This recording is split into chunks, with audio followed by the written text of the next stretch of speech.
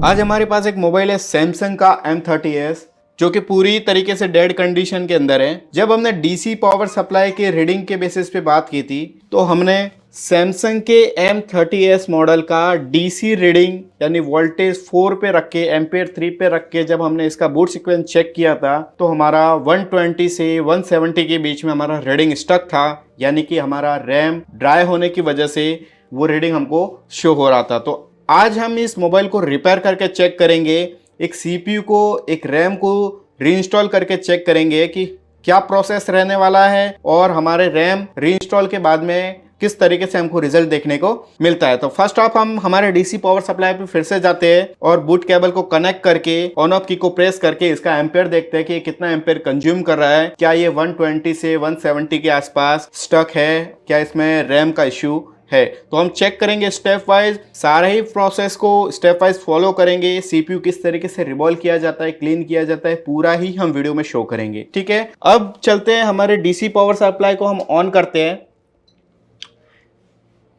यहां से हम एक बूट केबल यूज करने वाले हैं। इस बूट केबल की हेल्प से इसके कनेक्टर को बैटरी कनेक्टर के ऊपर प्लग इन करेंगे। तो यहाँ पे मैंने बैटरी कनेक्टर को प्लग इन कर दिया है। अब मैं जैसे ही ऑन ऑफ की प्रेस करता हूँ तो आप यहाँ पे एम्पेयर कंज्यूम होते हुए देखना, तो आप देख सकते हैं यहाँ पे आपको 0.166 यानी कि आपका 120 से 170 के बीच में यहाँ पे एम्पेयर स्टक हो रहा है। इसका मतलब है डीसी पावर सप्लाई के जो हम रीडिंग बेसिस पे हमने फॉल्ट फाइंडिंग के सॉल्यूशन देखे थे, वो सॉल्यूशन के बेसिस पे ये हमारा एक रैम का इश्यू है, यानी कि रैम के ड्राई होने की वजह से हमारा जो मोबाइल है वो डेड कंडीशन के अंदर है।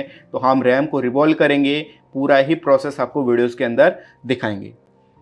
यहाँ पे हमारे एक सैमसंग के M30s मोबाइल के अंदर माइक्रोन का रैम लगा है, जिसके नीचे सीपीयू होने वाला है, यानी एक डबल लेयर होने वाला है। तो किस तरीके से इस रैम को रिमूव करते हैं, किस तरीके से इसके नीचे लगे सीपीयू को रिमूव करते हैं, हीट क्या होने वाला है, एयर क्या होने वाला है, और इसके जो पास में मेटल की जो ग्रिल होने वाली है, इसको आप कटर या फिर आप एक ड्रिलर मशीन की हेल्प से रिमूव करके नाउ ये पूरा ही प्रोसेस करके हम प्रैक्टिकली चेक करेंगे।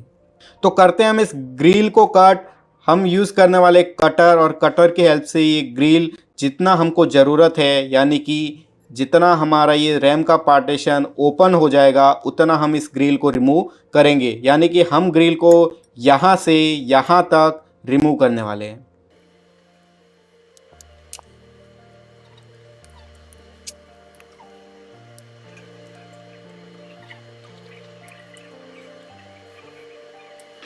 फर्स्ट ऑफ हम करेंगे इस रैम, इस सीपीयू के साइड का जो वाइट ग्लू है उसको कट, जिसके लिए हम यूज़ करने वाले एक स्क्रैपर, एक यूज़ करने वाले एसएमडी जिसके अंदर हमारा एयर फ्लो रहने वाला है 3 से 4 और हमारा जो हीटिंग रहने वाला है वो 260 रहने वाला है। तो नाउ करते हैं हम रैम के ऊपर हीट और स्क्रैपर की हेल्प से साइड का ग्लू कट करते हैं, क्योंकि उस ग्लू से बहुत सारे कंपोनेंट जुड़े हुए हैं, ताकि हम रैम या फिर सीपीयू को रिमूव करें तो उनके साथ वो कंपोनेंट रिमूव ना हो।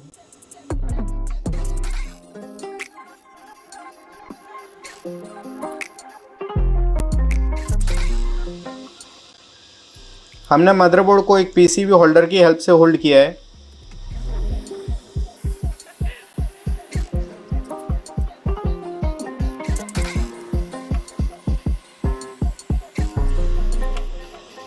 तो इस सीपीयू के चारों तरफ का ग्लू हम कट कर चुके हैं।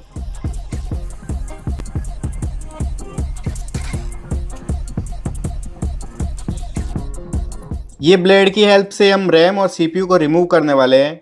रैम को निकालने के लिए आपको एयर की बात करूँ 3 से 4 के बीच में आपको एयर रखना है, और सीपीयू को हम रिमूव करेंगे 350 हीट पे, जिसके अंदर हमारा जो एयर रहेगा वो 3 से 4 के बीच में रहेगा।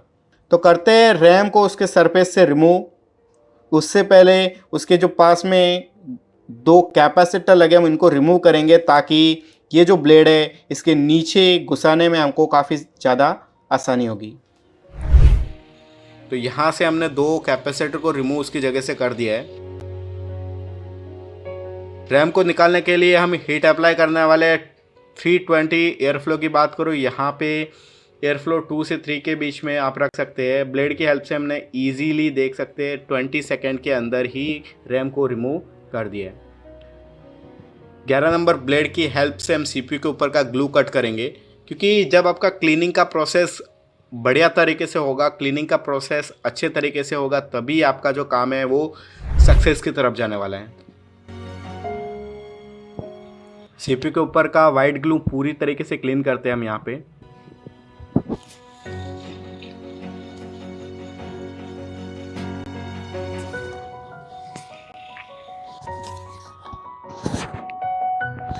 सीपीयू को रिमूव करते हैं। सीपीयू को रिमूव करने के लिए यहाँ पे 360 एयर फ्लो 4 से 5 यूज़ करते हैं। ब्लेड की हेल्प से सीपीयू को इजीली रिमूव करते हैं। अगर मैं टाइमिंग की बात करूँ तो यहाँ पे आप 20 सेकंड के अंदर सीपीयू को रिमूव कर सकते हैं। मेल्टिंग पॉइंट चेंज करना है। अभी यहाँ पे फ्लक्स यूज़ करके कंपनी का जो 217 का जो पीपीडी मेल्टिंग पॉइंट है, जिसको हम 183 की पीपीडी की हेल्प से मेल्टिंग पॉइंट चेंज करेंगे।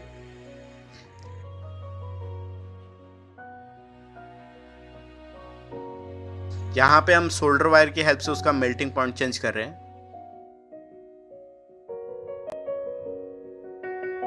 डीसोल्डर वायर की हेल्प से जितना आपको क्लीनिंग प्रोसेस मिलता है, जितना आप अच्छे से क्लीन कर सकते हो, आप उसको क्लीन करेंगे। अगर यहाँ पे मैं प्रेशर की बात करूँ तो आपको प्रेशर बहुत ही कम यूज़ करना है, क्योंकि अगर आप ज़्यादा प्रेशर यूज़ करेंगे तो सारी ही बॉल है वो उनके आसपास का कलर छोड़ के एक दूसरे से शॉर्ट हो जाएगी। क्लीनिंग करने के लिए आप ब्रश की हेल्प से, पेट्रोल या फिर थिनर की हेल्प से यहाँ पे क्लीनिंग कर सकते हैं। अब यहाँ पे बोर्ड के ऊपर जो थोड़ा बहुत वाइट ग्लू यहाँ पे आपको देखने को मिलेगा, तो 11 नंबर ब्लेड की हेल्प से एयर फ्लो 2 से 3, हीट की बात करो 260 पे आप यहाँ पे ग्लू रिमूव कर सकते हैं।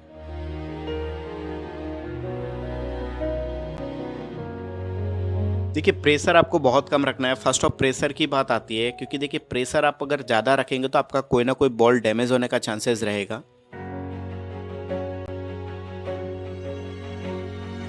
यहाँ पे आप देख सकते हैं एक कैपेसिटर और एक रजिस्टर उसकी जगह से रिमूव हो चुके हैं, तो हम इसको हीटिंग की हेल्प से फर्स्ट ऑफ इंस्टॉलेशन वापस करेंगे, क्योंकि अगर एक भी कैपेसिटर या एक भी रजिस्टर उसकी जगह से रिमूव हुआ तो हमारे मोबाइल को ऑन होने में या फिर मोबाइल की वर्किंग प्रोसेस के अंदर कुछ ना कुछ प्रॉब्लम हो सकती है। तो उसकी जगह पे इंस्टॉल करके वापस अपने प्रोसेस की तरफ चलते हैं। यहाँ पे फ्लक्स यूज़ करके डीसोल्डर की हेल्प से क्लीनिंग का प्रोसेस करते हैं।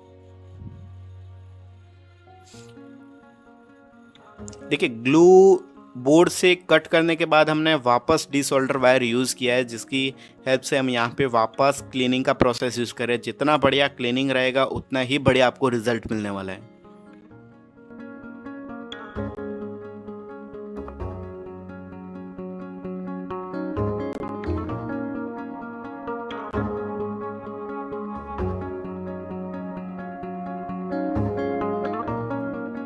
पेट्रोल या थिनर की हेल्प से हम यहाँ पे क्लीनिंग करते हैं। जो हमारा एक्स्ट्रा फ्लक्स था हम इसको कॉटन की हेल्प से यहाँ पे क्लीन करने वाले हैं।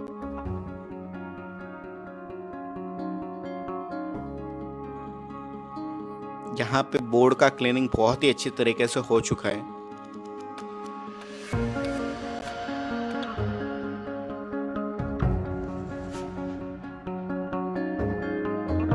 अब बात आती है सीपीयू को क्लीन करने की, जिसके ऊपर रहने वाले ड्रम। तो ड्रम को किस तरीके से क्लीन करेंगे, सीपीयू को किस तरीके से क्लीन करेंगे, वो प्रोसेस देखेंगे। तो फर्स्ट आपको हम करने वाले वो सीपीयू का मेल्टिंग पॉइंट चेंज करेंगे, जिसका 217 से हम एक सोल्डर वायर की हेल्प से मेल्टिंग पॉइंट चेंज करते हैं।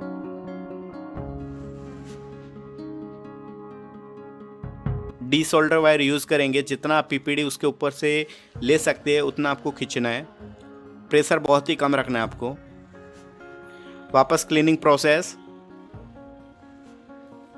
11 नंबर ब्लेड की हेल्प से हीटिंग आपको यूज़ करना है 260। एयर फ्लो आप यूज़ करेंगे यहाँ पे 3 से 4, क्योंकि अब आपको यहाँ पे ग्लू कट करना है। प्रेशर आपको बहुत ही कम रखना है। अगर आपने ज़्यादा प्रेशर रखा तो आपके सीपीयू पे स्क्रैचेस आ जाएंगे। देखिए यहाँ पे कुछ कुछ बॉल आपको ब्लैक के अंदर दिख रही है, तो वो माउचर डिटेक्ट है, तो हम उसको क्लीन यानी शाइन करने वाले स्क्रैचेस करके। अब बात आती है ड्रम को किस तरीके से क्लीन करना है। यहाँ पे आपको पीपीडी यूज़ करना है या फिर सोल्डर वायर यूज़ करना है फ्लक्स के साथ में, और सोल्डर वायर की हेल्प से उस ड्रम के अंदर से जितना पीपीडी आप खींच सकते हैं उतना आपको सोल्डर की हेल्प से खींचना है। क्लीनिंग आपको बार बार करनी पड़ेगी क्योंकि इन ड्रम्स के अंदर में आपको वाइट ग्लू मिलने वाला है। देखिए, क्लीनिंग बहुत ही इंपॉर्टेंट है। जब तक आपका क्लीनिंग प्रोसेस ओके नहीं रहेगा तब तक आपका काम परफेक्ट तरीके से नहीं होने वाला है। इन ड्रम्स के अंदर से सारा ही ग्लू जब निकल जाएगा तब ही आपका प्रॉपर तरीके से रिबॉलिंग होगा। अभी हम यहाँ पे जो आयरन है वो अलग यूज़ कर रहे हैं। एक एक बॉल को हम यहाँ पे उसकी जगह से निकाल रहे हैं। नीचे से बॉल को जितना सोल्डर उसके अंदर से निकाल पा रहे हैं हम उसको यहाँ रिमूव करने की कोशिश कर रहे हैं। यहाँ पे सारी बॉल को यहाँ पे निकालने की कोशिश कर रहे हैं। अगर मैं यहाँ पे आयरन टेम्परेचर की बात करूँ तो आयरन में यहाँ पे आयरन भी बहुत ही अच्छे ब्रांडेड यूज़ करने हैं ताकि आपके जो काम करने के अंदर जो प्रोसेस होने वाला है उसके अंदर इजी प्रोसेस रहे, आपके सीपीयू को किसी तरह का डैमेज होने का चांसेस ना रहे। आयरन बीट आप यहाँ पे अलग अलग यूज़ कर सकते हैं आपके काम के अकॉर्डिंग। अप्लाई करते हैं इन ड्रम्स के अंदर हम यहाँ पे पीपीडी। इसमें आपको 2 सी देखने को मिला है। एक बड़ा जो सी है वो पूरे ही ग्राउंड है। यहाँ पे जो छोटा सी है वो रैम के डिटेक्शन पॉइंट है उसके अंदर। तो हम ज़्यादा फोकस करेंगे रैम के छोटे सी के ऊपर जो कि प्रॉपर तरीके से हमारा रिबॉलिंग होना चाहिए। ऊपर का जो सी वाला सरफेस है यानी ऊपर के जो बॉलिंग वाला प्रोसेस है वहाँ पर आपको सारी बॉल ग्राउंड मिलने वाली है। सारी बॉल को अलग अलग करते हैं और हीटिंग की हेल्प से इनको रिबॉलिंग करते हैं। देखिए, पीपीडी अच्छे तरीके से हमने यहाँ पे फिल कर दिया है।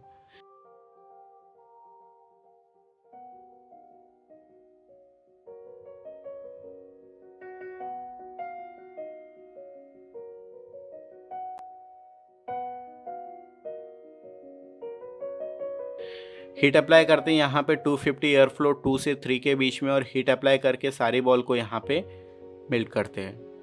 अब बात आती है सीपीयू को रिबॉलिंग करने की। यहाँ पे आपको ड्रम्स दिख रहे रहेंगे, सारी बॉल एक ही साइज की दिख रही है। जो भी एक्स्ट्रा ग्लू है वो हम उसकी जगह से वहाँ पे रिमूव करने वाले हैं, क्योंकि देखिए आपको वाइट पेस्टेड ग्लू है वो उन ड्रम से क्लीन करना इंपॉर्टेंट है। अगर आपको वाइट पेस्टेड ग्लू वहाँ पे दिखेगा तो रैम इंस्टॉलिंग के टाइम में आपको बहुत ही ज़्यादा प्रॉब्लम होने वाली है। जितना बढ़िया क्लीनिंग उतना बढ़िया काम। यहाँ पे फ्लैक्स यूज़ करके हमने वापस से एक बार सारी बॉल को शाइन किया है,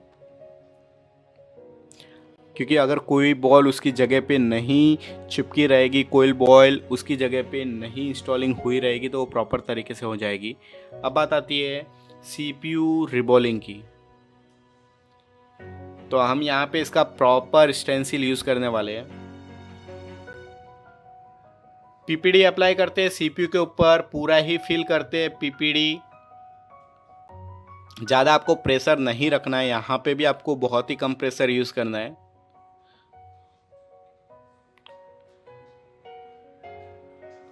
हीटिंग की बात करूँ यहाँ पे 284 एयर फ्लो 3 से 4 के बीच में रख के आपको रिबॉलिंग का प्रोसेस करना है।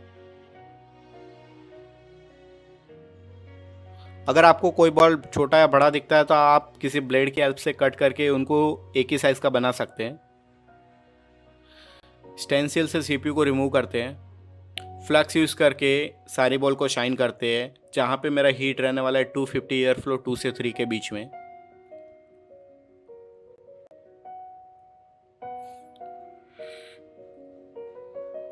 कॉटन या ब्रश की हेल्प से हम क्लीन करते हैं। देख सकते हैं यहाँ पे सारी बॉल है वो मेरी एक ही साइज की हो गई है, क्योंकि अब हम करने वाले हैं मदरबोर्ड के ऊपर सीपीयू का इंस्टॉलिंग।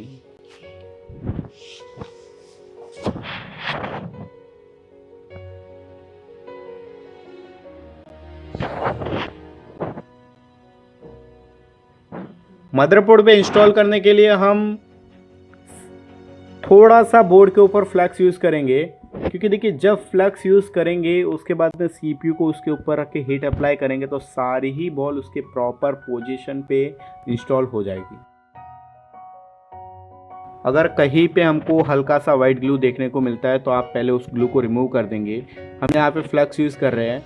फ्लक्स यूज़ करने के बाद CPU को उसके ऊपर इंस्टॉल करते हैं और हीट अप्लाई करके पूरा ही प्रोसेस करते हैं।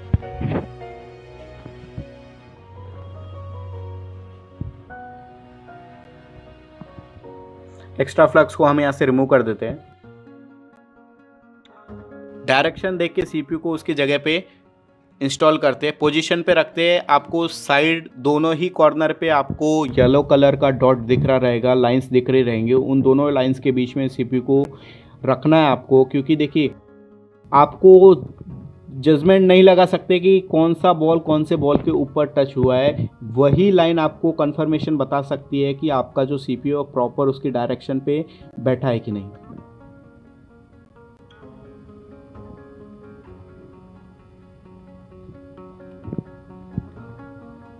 तो हमने प्रॉपर तरीके से पोजीशन उसकी जगह पे ले ली है। अब बात आती है हीट अप्लाई करने की। तो हम यहाँ पे हीट यूज़ करें 320 एयर फ्लो 3 से 4 के बीच में। फर्स्ट ऑफ 5 सेकंड तक हम सेंटर में हीट करते हैं ताकि वो उसकी जगह प्रॉपर तरीके से ले ले। पूरी ही CPU के ऊपर हीट अप्लाई करते हैं राउंड शेप के अंदर, और फाइनली हल्का सा शेक करके कंफर्मेशन करते हैं कि हमारा जो CPU प्रॉपर तरीके से इंस्टॉल हुआ कि नहीं। जैसे आप हीट अप्लाई करेंगे, अगर आपका साइड से ग्लू बार फेंके, यानी कि कंफर्म हो जाएगा कि आपका CPU उसकी जगह पे इंस्टॉल हो चुका है।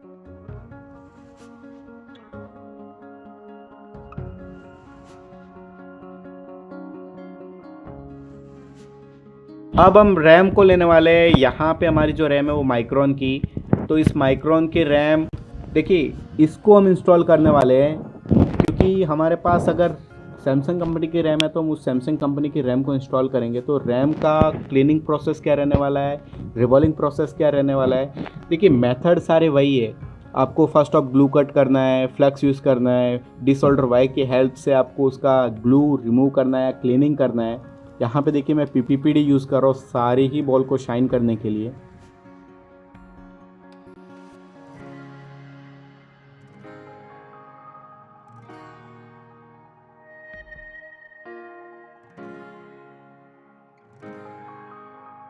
डिसऑल्डर वाई की हेल्प से सारी बॉल को क्लीन करूँगा। कॉटन की हेल्प से हम इसको अच्छे से क्लीन करते हैं और रिबॉलिंग के प्रोसेस की तरफ चलते हैं।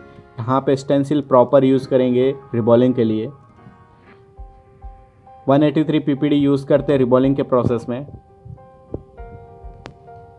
कॉटन की हेल्प से जो एक्स्ट्रा PPD है उसको रिमूव करते हैं। हीट अप्लाई करेंगे यहाँ पे 284 एयर फ्लो 2 से 3 के बीच में, और हमारी जो रैम है उसको हम रिबॉल्व करेंगे। यहाँ पे फ्लक्स यूज़ करके सारी बॉल को शाइन करेंगे।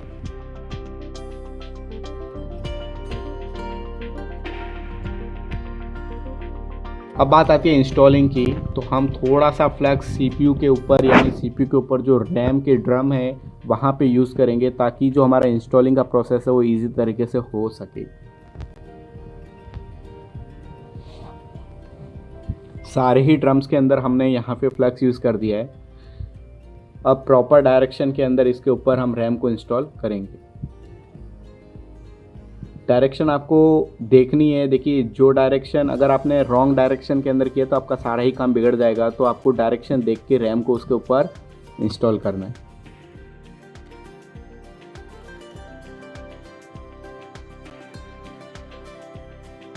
साइड के जो येलो कॉर्नर है उनको देख के ही आपको रैम को भी उसकी पोजीशन पे इंस्टॉल करना है।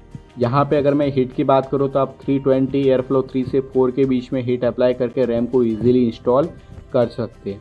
कंफर्मेशन के लिए आप जैसे ही रैम इंस्टॉल हो जाएगा आप हल्का सा शेक करके कंफर्म कर लेंगे कि आपका रैम प्रॉपर इंस्टॉल हुआ है कि नहीं। तो यहाँ पे देख सकते हैं हमारा जो रैम है वो प्रॉपर तरीके से इंस्टॉल हो चुका है। तो फाइनली गाइज हमने सैमसंग के M30s मॉडल का जो CPU था वो पूरी तरीके से CPU और रैम को रिवॉल्व कर दिया है। तो अब हम इस सेट को ऑन करके चेक करने वाले हैं कि जो हमारा सेट है वो प्रॉपर तरीके से वर्किंग कंडीशन के अंदर ऑन हुआ है कि नहीं।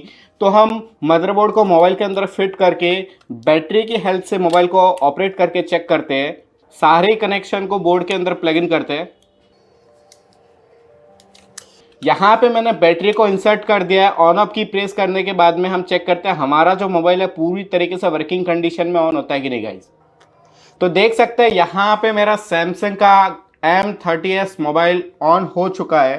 तो आप अगर सेफ वे के अंदर काम करेंगे, अगर आप सेफ तरीके से काम करेंगे तो आपका मोबाइल किसी भी कंडीशन में रहे प्रॉपर तरीके से वर्किंग कंडीशन में ऑन हो जाएगा। देखिए आपका काम है स्टेप वाइज काम करना, आपका काम है अच्छे हैंड स्किल के साथ में, अच्छी प्रैक्टिस के साथ में काम करना। क्योंकि देखिए जब तक आप किसी स्क्रैप बोर्ड पे प्रैक्टिस नहीं करेंगे तब तक आपका स्किल नहीं बनेगा, और जब तक आपका स्किल नहीं बनेगा आप कस्टमर के चालू हैंडसेट के साथ में काम नहीं कर सकते। क्योंकि देखिए डेड रिस्क बहुत ज़्यादा रहता है। अगर आपका स्किल बनेगा तो आप किसी भी मोबाइल को ईजिली रिमूव कर सकते हैं, उसके किसी भी प्रोसेसर या पावर आईसी को रिमूव करके रीइंस्टॉल कर सकते हैं, रिप्लेस कर सकते हैं। तो आपको स्किल बनाना बहुत जरूरी है। आप स्क्रैप पे प्रैक्टिस कीजिए, डेड मदरबोर्ड पे प्रैक्टिस कीजिए। जब आपका स्किल, आपको खुद पे कॉन्फिडेंस हो जाए कि हाँ अब मैं ये सारे काम इजीली कर सकता हूँ, सारे ही सीपीयू और एमएमसी को मैं इजीली रिमूव कर सकता हूँ, इंस्टॉल कर सकता हूँ, रिबॉलिंग कर सकता हूँ, तब आप इस लेवल पे काम कीजिए। उसके लिए आपको प्रैक्टिस लगेगा।